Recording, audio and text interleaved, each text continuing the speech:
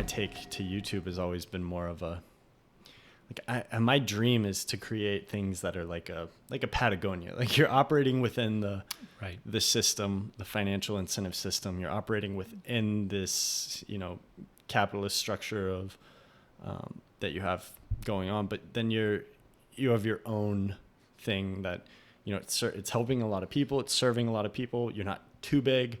You're comfortable. Nobody's complaining. You're taking care of everybody. You're doing, what I think is probably more good than harm. And I'm like, wow, that's the best way, I think. And, you can't do that at a massive scale. No. You can only do that to a certain point. And I love artists that, I think that's the secret to longevity with any artist is, and some of them get to like a super high point and then they even out. But, it's just, you don't try to constantly seek more and more and more. You just find, and that doesn't mean you're not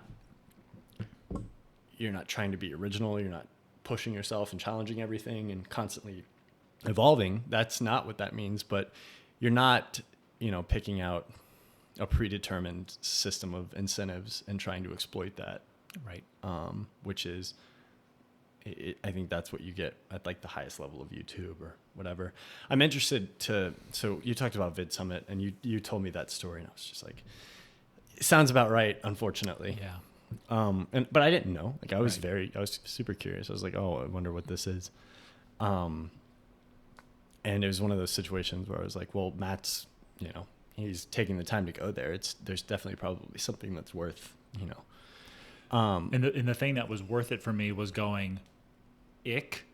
Yeah. I don't want to succumb to that approach, to like the Ray Kroc approach to building a restaurant that dominates the world, and going, how can I take these two men, and this is just based on, what I've understood from a movie and articles and stuff, but how do I take what these two men created? The book about him, I think. Yeah, and the movie, of course, which, again, that's not, there's the truth and then there's whatever you see in a movie, but the gist of it being someone who saw an opportunity to take this mission-based approach to creating a hamburger restaurant and, assembly lineify it into something that can take over the world. And then even beyond that, the revelation that, well, let's not be a restaurant business, let's be a real estate business, and we'll buy the land and then the franchise system, like everything that was done to just like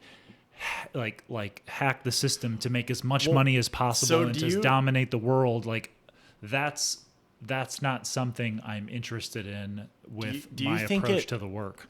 Do you think I'm interested? There's so many things like bouncing around right now that just came from what you, but like you said though, Patagonia, Leica, these brands that, and I mean, chill. There are people that are like Leica is gone to the side of the commercial. Like there are people that say that just with the quality standards and licensing out stuff, their brand name and things like that. But it had been a golden afternoon, and I remember having the familiar conviction that life was beginning over again with the sunrise.